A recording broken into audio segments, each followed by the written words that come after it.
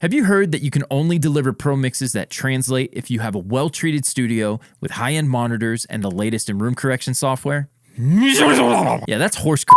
You could do it on headphones or budget-friendly speakers, and in this video, I'm going to prove it to you by showing you the mixing technique I've used to reach billions of streams across multiple genres of music, how to implement this technique without spending any more money on gear or plugins. I'm also going to share a link to download a free guide that expands on the technique so you can follow along and use what you learned right away to start delivering better mixes today. But first, there's an important part of this that requires you to do something you may or may not be used to doing when it comes to mixing. You've got to use your ears. Huh? I know. What a concept, right? But if you listen to most YouTube mixers, you'll hear that you need to carve out certain frequencies between the kick and the bass, or that you've got to use sidechain compression to push the bass down every single mix. And sure, both of those techniques are available to us, but what I'm going to show you today will be like shining a magnifying glass on your low end, giving you the ability to make better decisions and arrive at mixes that translate much faster. Let's dive in. All right, so we're here in Pro Tools, but you don't have to be. This is not DAW specific. Whatever DAW you're rocking, keep rocking it. I'm using Pro Tools, but that doesn't matter. Again, the plugins don't matter. I'm going to pull up and I'm using a FabFilter Pro Q3 and some other plugins. Your stock plugins will work just fine for this. With that, let's move in. We're talking about the low end trick, or better called the referencing trick. It's not just about the low end. We can look at the mid range. We can look at the top end with this. We're going to shine a magnifying glass using an EQ, but bear with me. This is not just clicking back and forth between a reference track and your track. Like so many videos out there tell you, yeah, referencing is a great technique. It is a great technique. It's the best technique, but you can't just look at an industry track and your track and think that that's going to be good enough. There's some things that we got to keep in mind, and there's a technique I'm going to show you, stay with me, that will help you really just like I said, shine that magnifying glass on the reference track and your track, and then you can really reverse engineer what's going on. But first up, with referencing, we got to choose good references. If you've got a band that's in a room, drums, bass, guitars, and a vocalist, that's going to be a very different set of mix decisions than if you had 120 tracks with synths and keys on top of the rock band that was in the room. And so that's something to keep in mind, is the arrangement. How dense is the mix that you're working on compared to the reference tracks? What key is the song in? This is huge for your low end. If you've got happens all the time, I get mixes sent to me from students to critique, and I take a listen to them, and they're chasing something funky with the low end. And what happens a lot of time is they'll have a reference where the bass is down like a low E, coming up to a C to a G to F, rocking down on the sub frequencies, but then the reference track, the reference is down low like that, but then their track is up the neck. The bassist is playing almost like a mid-range guitar type vibe. And so that's not apples to apples. So find you reference tracks that the instrumentation, the key of the song, male vocalist versus female vocalist, different frequencies, right? Different resonances, different registers that they sing in. All of that stuff matters. So choosing good references is tip number one before we even look at how to reference like a pro. Next up, we're talking about loudness processing, okay? Industry tracks have been mastered. If you're in a mixing session, your track has not been mastered, but that doesn't mean that you can't apply some loudness processing. And I don't mean just slapping on a limiter and cranking down. You see guys, let me turn this off. You see guys just throw on an L2 or the Waves L2 or whatever, and they do this.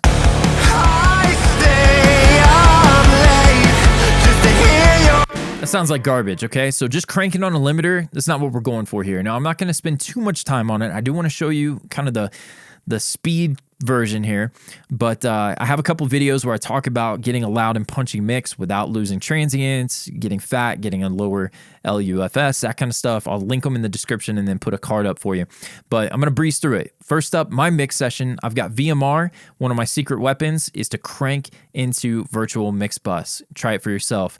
Listen for distortion, back off the input. It's a great way to get some color and louder. I use bus compression, but I'm not slamming it. It's just a little bit. This is where I'm going to have mix A as my traditional mix bus, so to speak. So EQ, I got some top end frequency. I was messing with Gullfoss, incredible plugin. Reached out to them. We're going to be doing a giveaway with them, so stay tuned for that. Sometimes tape emulation. So we got the Slate VTM. Slate? What am I saying? Slate virtual tape machines. I don't use all of these every single mix. Sometimes it's what I need for that particular mix. Sometimes it's more than this. And the whole plugin thing is filled here. But yeah, mix bus, mix A. Mix B, I'm sending mix A into mix B, parallel compression on the mix. In my last video, I talked all about automation, some cool tips and tricks, and I shared this, but I've got a couple of videos where I break this down, how to set it up. You're gonna compress in stages. You're gonna get this mix very squashed on mix B. I'll mute A, I'll dial in B, get it just flatlined, but compressed, over compressed, but in a pleasing way. Parallel compression on the entire mix is a great way to get your mix up and louder. The other thing is I clip into a limiter. So if we come here, I showed you just cranking on a limiter. I'm going to show you the difference real quick. Here's my Kazrog K-Clip 3. They have a free version, and I think you get the exact same settings that I'm using. There's that, and this is on almost every master that I've been doing, is I'm clipping into limiting. I feel like it sounds so much better than limiting, but for you, your client, whatever they want, if they want that sound of rounded transients, then by all means, use a limiter. But check this out here. I'm going to turn off the clipper. I'll show you the limiter. You'll see how much is happening, and then I'll turn the clipper back on. You'll see it gets louder, and it feels punchier. I stay up late just to hear your voice again. So we're moving quickly, but that's me clipping into a limiter. The limiter basically just serves as that final, where do I set the output? And then I'm using the oversampling when I go to bounce at 16x. So apples to apples, the loudness processing. Let's see, am I a liar? Let's come over here to some of these references. Let's go Just Sound. This has got a lighter bottom end. I think, what is it, State Champs or All Time Low? I can't remember. But they have a lighter bottom end, more forward mid-range than what I was personally going for, but it was still a good reference for me. Let's take a listen to their loudness.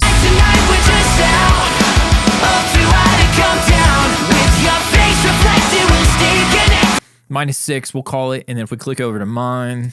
I stay up late just to hear your voice again. I'm happy with that. I'm in the ballpark. We can back that off a little bit more if we wanted to. I had another one, Avril Lavigne, Bite Me. Let's hear what she's at. This is, I think it was Serban that mixed this. Yeah, so again, -6, -6.5. So I'm in the ballpark of that. We've got Aerosmith, Beautiful. -6. So you can see these are loud. I had Nolly's Periphery, Wildfire in here. It's the high point of the song that, you know, is crushed, but it still sounds incredible.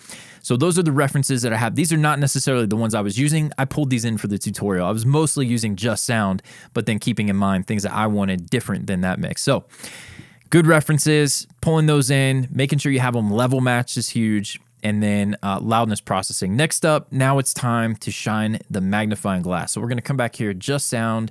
I've got the last chorus highlighted. And then I've got my last chorus. That's another key point. Make sure if you're referencing your verse, you want to know how to treat your verse. You want to look for things that you can reverse engineer from a reference. Use their verse. Don't go to their high point, their chorus, and then be referencing your verse. If you're at the chorus, go to their chorus, vice versa. So here's what we have. The magnifying glass, for me, is the FabFilter Pro Q3, but this could be your stock EQ. We're going to throw a high cut, low pass filter on after our referencing plugin, or if you're just pulling in references into your session, this could be at the end of your chain here. And we're going to take this and we're going to throw the high cut filter all the way down to 20 hertz. We're going super deep, right? And the reason why I want you to go this deep, we're going to go to 20 hertz for you, because I want you to hear, if you can, is there any information overwhelming 20, 30, 40 hertz in your mix compared to a good reference track? After you've set the level, you've compressed, you've got the loudness thing going on, you've chosen a good reference. Now let's compare 20, 30 hertz to your mix and back and forth. Here's the reference track. Let's check this out. There's nothing from either one of these mixes, okay? Now, this is important to note. Closed back headphones are going to be better for you if you're on a budget. To be able to produce the low end. I have a pair of closed backs I'll pull in. I've got Steven Slate's VSX. I use those when I'm listening for the low end on the headphones, but I also have a sub pack. I'm kind of cheating because this thing is ridiculous and you can feel the resonance of the sub frequencies. Your speakers with low end matters, crank it. I don't care if you have room correction software. I don't care if you're using Sonarworks, Realphones, whatever, Oratory 1990 like I'm doing now with my Sennheiser HD 650s. What matters is, can you match the energy of the reference track on whatever you're listening on? Again, back to the sub frequencies here. The 30 hertz energy in the reference, if you've got some in yours, there may be something that you need to high pass. It could be the mic got bumped from the acoustic guitar player. The vocalist bumped the mic, and so it produced that low end blow to the transducer. If you've got low end energy down there, you may need to find where those it's being produced and go clean it up. A safe bet. I'm not going to sit here and tell you to high pass every master or mix bus at 20, 30 hertz. But if you've cleaned those tracks up appropriately, doesn't mean you need a high pass filter on everything.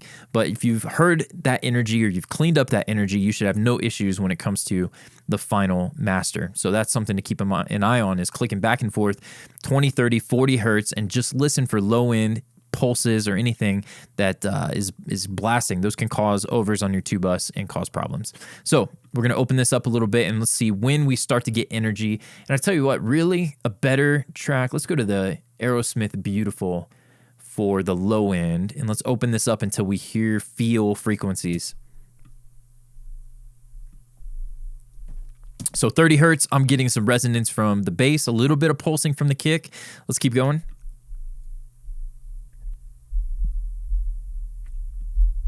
Very defined pulse of the kick. Maybe still not the fundamental of the kick, but there's certainly some 40 hertz rocking in their kick drum.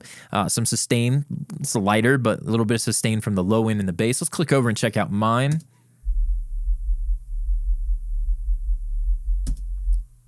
I like a fat bottom end, man. I like a lot of low end, and you can tell. I've got kick pulsing, we got bass sustaining.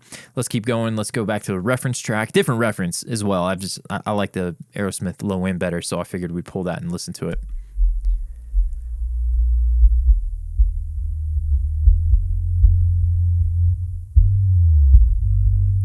Very nice. And so we're at 100 hertz there. You don't have to move that quickly. You can determine where the fundamental in their kick is by doing this. You can see, is it 40 hertz, 50 hertz, 60 hertz, 70 hertz, 100 hertz? Is it a jazz kick up 120, 130, 140?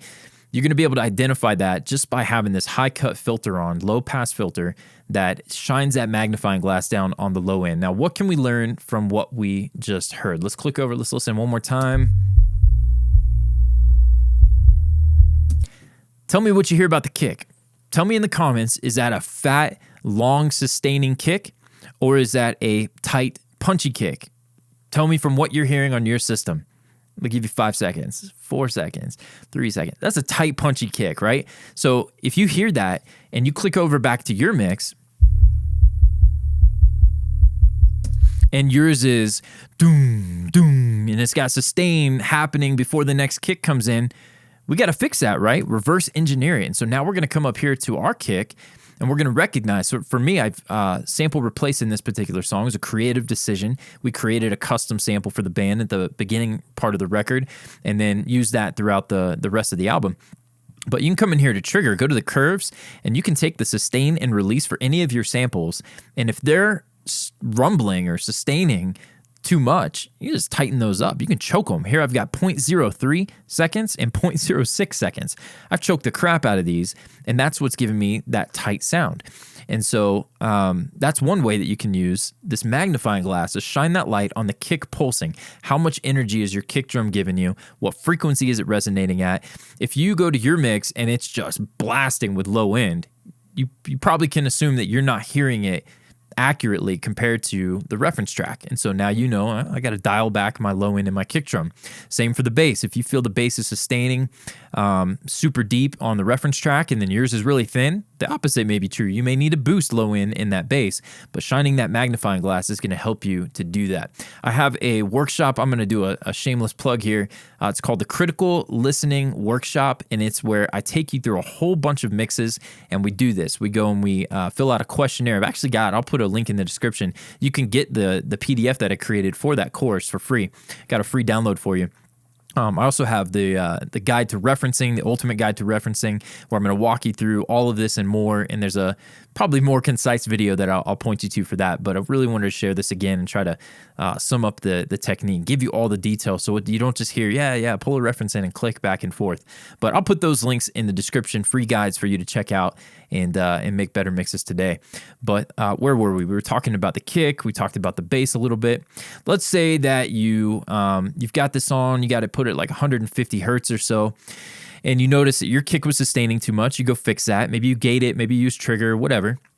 It's transient shaper. You go in the low end and pull back sustain, whatever you want to do to solve that problem. Let's say your bass, you work that in a little better.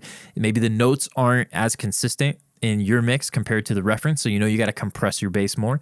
Or you could do what I do a lot of times is use FabFilter Saturn or Slate's multipass, and I will use a transient designer and add sustain to the bass in the sub frequencies to enhance that and make it a little more even between notes. But let's say you've kind of listened to that, you've got the magnifying glass shined on it, and you make those changes. Well, you can move on from the low end. Oh, actually, let me point out one more thing. You can mix with this on here. Just make sure that if you go to your kick and you're boosting fundamental, or you're increasing the low end in the bass, or vice versa, you're cutting, make sure that you're not doing anything above where you've got this crossover set. So I've got this set at 150 hertz, and very important as well is 72 hertz. I'm losing my mind. It's late. 72 dB per octave slope. So you can see that right there. You want a tighter slope. And by slope, you'll have some high pass filters. I kind of got the 6 or the 12, maybe an 18. We want to go steeper than that. And we want to make sure that we're not hearing stuff above the frequency that we're looking at here. So now let's say you moved in and you got your kick, your bass working better. That's all well and good. Now we're going to take the low end out of the equation, tighten up that slope. And we're just going to come in here, 100 hertz or so, 110, and we're going to look at the low mids now. We're going to check the energy of your low mids versus the reference. Let's listen this reference track. We got a faster song. Let's go to Just Sound, a little more appropriate for the mid-range.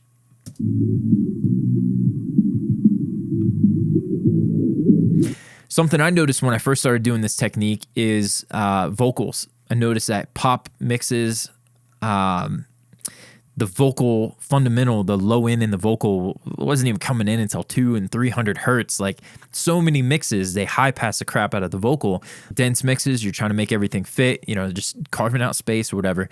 But take a listen to your reference track and see, where is the low end in your vocal at? Where is the fundamental in the snare drum? Is there a lot of chunk or meat in the low end of the snare? Compare that to yours and see, you may have too much. If your snare is popping, it's hitting at 150, 200 hertz, and you listen to the reference track and it's completely different, you may be fine. It doesn't mean that you have to change it. It just is something that will shine the light on that difference and help you make a decision creatively. Do I want to dial that back according to the reference or not? And so here we're shining the light on the low end. Let's get low mids.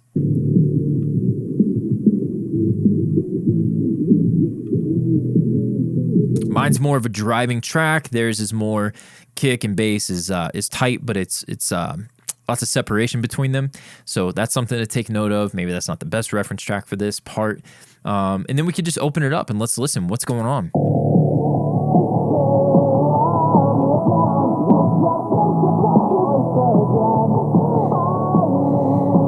Maybe, a little heavier low end in my guitars and whatnot. But again, that's a creative decision. But if you notice your guitars are raging in the low end compared to the reference, you've got a problem there that you may need to address. And so we'll just open this up, and then once I get kind of up in here, I may even pull this stuff out. And so now we're really looking at the mid-range. It's almost like mixing on some cubes, the mixed cubes, you got the mono cubes, just isolating certain frequency ranges to kind of compare what's going on in your mix versus the reference.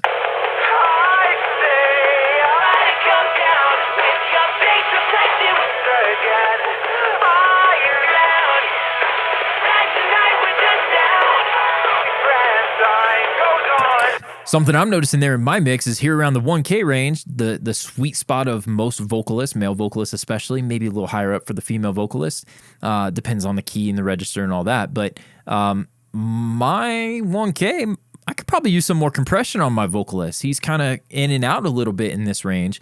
I've got him super compressed in the mix, but I'm noticing that theirs is way more compressed. And so that may be something that I go back and I adjust, and by shining that light on this frequency range, it really just makes it more obvious. So we'll listen kind of 1K. And then for you guys out there that are struggling with harsh mixes, 3 to 5K can be a big problem for you.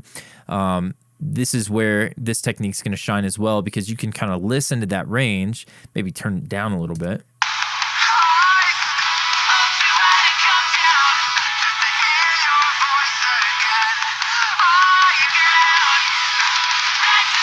But you'll hear, if you've got some super harsh frequencies going on there, you're going to know it. And so Doesn't matter what headphones you're using. It doesn't matter what speakers, room correction software, all of that. If you match the energy to the reference track, this is going to get you at least in the ballpark. I'm not saying that, well-treated space is unimportant. It's important. It's a great tool to have. If you have that, you got the budget for it, that's awesome. VSX has been a good tool. I'm still on the Sennheiser HD650s. I'm using the Oratory 1990 preset for them that I've even tweaked a little bit for my liking. But we travel. We're on the road. And I just set up this little rig. I'll show it maybe someday. It's got moving blankets and kind of one of those Costco portable desks. And I set up my rig and I'm recording tutorials for you guys. I'm mixing records and we're having a blast doing it. There's no excuses here. So take this technique, give it a shot. Let me know in the comments. Come back to this video, man. Tell me, hit me with an email, support@themixacademy.com.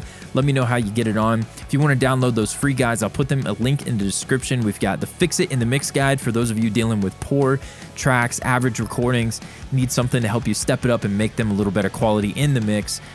It's a thing, right? We don't want to have to deal with bad tracks in the mix, but Fix It in the Mix. We've got the Mixing on Headphones guide. I'm going to teach you how I'm mixing on headphones, the tools, the plugins, the settings, everything that I'm doing to mix professional records day in and day out using headphones. We've also got other guides. I'll link them in the description. Go check those out, but definitely comment down below. Like if you haven't already. Subscribe, please. Hit the bell for notifications. And with that, I will see you guys in the next one.